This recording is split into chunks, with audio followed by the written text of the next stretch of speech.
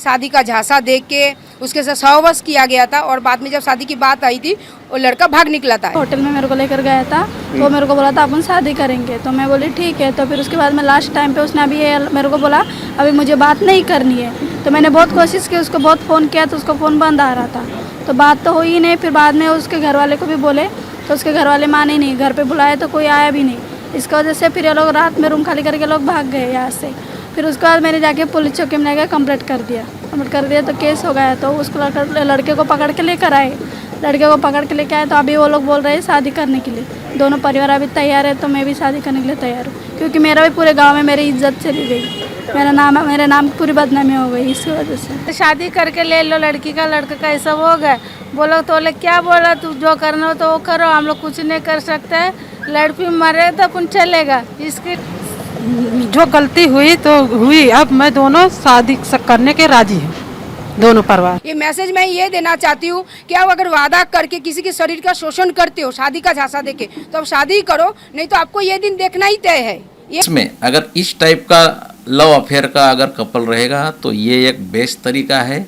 और ये अगर निपटारा किया तो कोर्ट जो भी कितने मैटर पेंडिंग है वो मैटर का थोड़ा निपटारा जल्दी हो जाएगा, और बच्चे लोगों का जो भी विक्टिम का और लड़के का लाइफ जो भी है डिस्ट्रॉय होने से भी बचेगा। तो ये बेस्ट वे है और इसके ऊपर पब्लिक ने भी थोड़ा सा पॉजिटिव विचार करना चाहिए। पूर्णिमा जी, क्या मामला था और किस तरह से आपने इसको सॉल्व किया?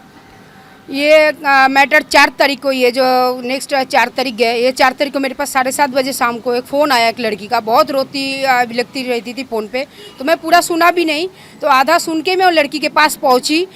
शादी का झांसा दे के उसके साथ सहवास किया गया था और बाद में जब शादी की बात आई थी वो लड़का भाग निकला था। ऐसा मैसेज मेरे पास जब आया तो मैं लड़की को बोला आप जो भी बात है मौखिक नहीं, आप लिख के दो।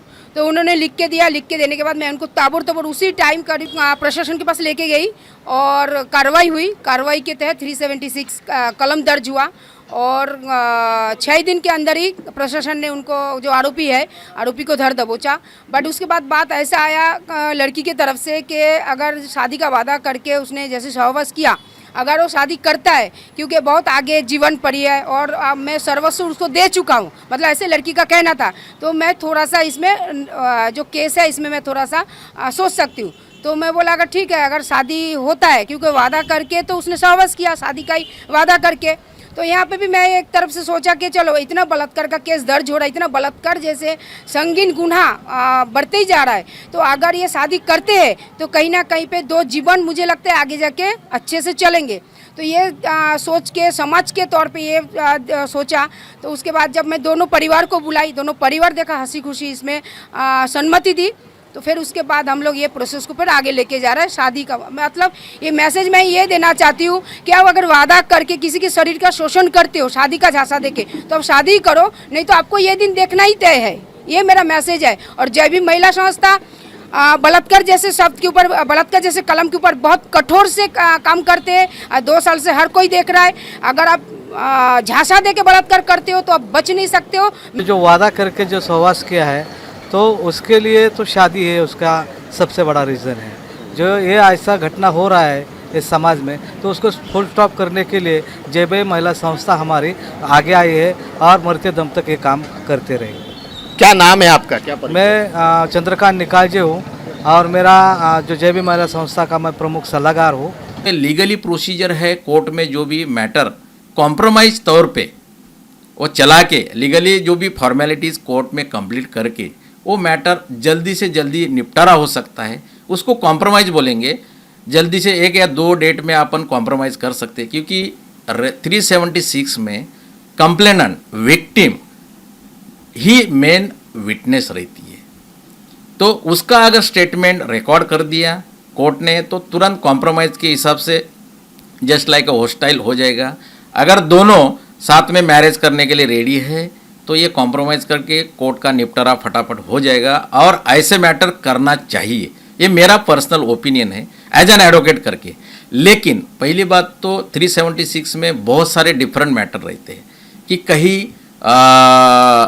ये तो लड़का लड़की का अफेयर के बारे में हो गया, इसमें कॉम्प्रोमाइज़ का पॉसिबल है। मैंने बहुत सारे मैटर ऐसे चलाए अपने city civil and session court Bombay में बहुत सारे मैटर चला कि ऐसे मैटर में मैरिज के और इसके बंधन में जो भी अगर दोनों रेडी है तो बहुत सारे ऑनरेबल कोर्ट्स ने भी डिसीजन दिया है, लेकिन लीगली प्रोसीजर है, फॉलो तो करना ही पड़ेगा। लेकिन जो विक्टिम अगर ये लड़का लड़की का है तो ठीक है, इसके लिए बेटर है। लेकिन अगर किसी अननोन लेडीज़ या किसी विक्टिम के ऊपर अगर अन्याय होता है उस टाइम पे कॉम्प्रोमाइज़ का तो कोई क्वेश्चन ही नहीं होता है, लेकिन उस टाइम उस आरोपी को, वो ऑफेंडर को कड़ी से फांसी की सज़ा होना चाहिए, ये तो मेरा ओपिनियन है। लेकिन ऐसे मैटर में कोर्ट से परमिशन लेके लीगल प्रोसीजर फॉलो करके जल्दी से जल्दी निपटारा करना चाहिए, ये मेरा ओपिनियन है। दोनों का फ्यूचर भी सेव हो जाएगा और बदनामी भी नहीं होगा। तो ये बेटर एंड बेस्ट वे है कि कॉम्प्रोमाइज़ करके मैटर निपटारा करे और दोनों आगे से फ्यूचर में मैरिज करके हैप्पीली मैरिड साथ में रहे, ये मेरा ओपिनियन है। अगर एक क्वेश्चन करूं कि 376 में मैक्सिमम इम्प्रिजमेंट क्या है, कि मतलब कितना, और अगर कोई 376 के मामले में अगर कोई समझिए गिरफ्तार होता है तो क्या उसकी जमानत जल्द मिल पाती है? नहीं, उसमें ये बहुत ज़्यादा सबसे ज़्यादा सीरियस ऑफेंस है, इसमें बेल तो मिलना ही नहीं चाहिए, मिलेगी भी नहीं। और दूसरी बात ऐसा है कि लव अफेयर दोनों का, लड़का लड़की का, तो उसमें कहीं ना कहीं थोड़ा कंसेंट आ जाता है। तो बहुत सारे इसके ऊपर अपने honourable supreme court, high court के जजमेंट्स हैं, उसी के बेस पे टेक्निकल ग्राउंड पे कभी कभी बेल मिल सकता है, लेकिन इतना जल्दी बेल मिलता नहीं। और बेल का ऑनरेबल कोर्ट को डिस्क्रेशनरी पावर है, तो ये टेक्निकल ग्राउंड पे अगर किधर ना कहीं अगर विक्टिम का कंसेंट अगर लगता है तो ऑनरेबल कोर्ट ज़्यादातर बेल ग्रांट करते हैं, अगर इसका प्रीवियस रिकॉर्ड अगर क्रिमिनल नहीं है आरोपी का, तो ये मेरा एक्सपीरियंस है।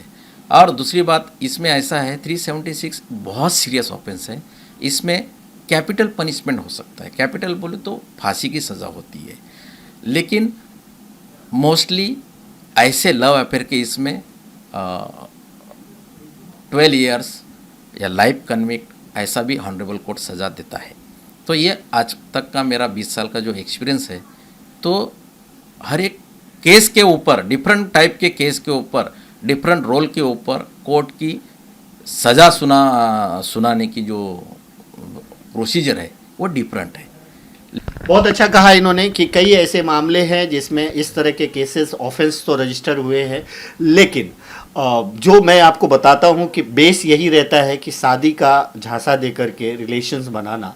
तो अगर ऐसे कुछ केसेस हैं, बहुत सारे ऐसे केसेस हैं, ये मुझे भी पता है, तो इसमें आप जो है इस तरह से एक बोलते कि नहीं कि आपसी कंप्रोमाइज करके, बातचीत करके, और फिर से जो है एक रिलेशंस को अच्छा करके अगर एक लड़की की ज़िंदगी बचती है, बनती है, एक लड़के को जो है कैद से निकल करके उसको अपनी ज़िंदगी सुधारने का और साथ में शादी करके साथ में रहने का मौका मिलता है, तो इसमें समाज और कोर्ट और कानून भी आपको कहीं ना कहीं कंसीडर करता है। लेकिन जो सीरियस ऑफेंस होते हैं उसमें कानून और कोर्ट कभी भी आपको बिल्कुल भी जो है उसमें आपको कंसीडर नहीं करेगा, चाहे आप कुछ भी हो, उसमें कड़ी से कड़ी सज़ा मिलेगी। जैसा इन्होंने बताया कि इस तरह के मामले में जो है 10 साल 12 साल तक की सज़ा जो है अगर लव अफेयर से तो उसमें होता है, अगर उसमें आपका हो गया है तो, और अगर आपने सीरियस ऑफेंस किया है तो आपको फांसी तक की सज़ा। और ऐसे आपने देखा होगा कि निर्भया केसेस में जो है, चूँकि वो ब्रूटल रेप था, रेप केस था, तो उसमें उसको फांसी की सज़ा मिली,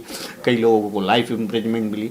तो इस तरह के 376 के इस तरह के मामले, लव अफेयर्स के मामले ज़्यादा आते हैं, और इसमें कई ऐसे गुनाह जो है दर्ज हैं। तो इसमें मैं समाज के लोगों को भी बोलूँगा कि आप भी सामने आएँ, उन पेरेंट्स को भी बोलूँगा जिनके बच्चों ने अगर इस तरह की गलती की है तो उसको सुधारने का मौका है कि आपस में बातचीत करके अगर उनकी शादी कर दिया जाए तो कहीं ना कहीं कोर्ट का, कचहरी का, पुलिस का भी बर्डन कम होगा, और समाज में जो लड़की मतलब जिस लड़की की ज़िंदगी बर्बाद हो रही है उसको भी जीने का सम्मान से मौका मिलेगा। तो दोस्तों, हमने सोचा कि इसकी जो कानूनी पहलू है उसके बारे में एडवोकेट हटकर जी से बात करूं। कोशिश करें कि अगर आपके आसपास भी अगर इस तरह की कोई घटना घटी है और आपसी समझौते से, आपसी बातचीत से, आपसी तालमेल से अगर ये मामला सुलझ जाता है, लड़के लड़की को अपनी गलती का एहसास होता है और दोनों एक दूसरे के साथ ज़िंदगी गुजारना चाहते हैं, तो इससे बेहतर और कुछ नहीं होता है, क्योंकि जेल की ज़िंदगी बहुत ही कठिन होती है। कहीं ना कहीं लड़के की ज़िंदगी बर्बाद होती है और अगर आपने गुनाह किया है तो उसकी सज़ा आपको भुगतनी पड़ेगी। अंत में इतना ही कहूँगा कि आप सब अपना ख्याल रखें, एक दूसरे को दुआओं में याद रखें। Thank you so much.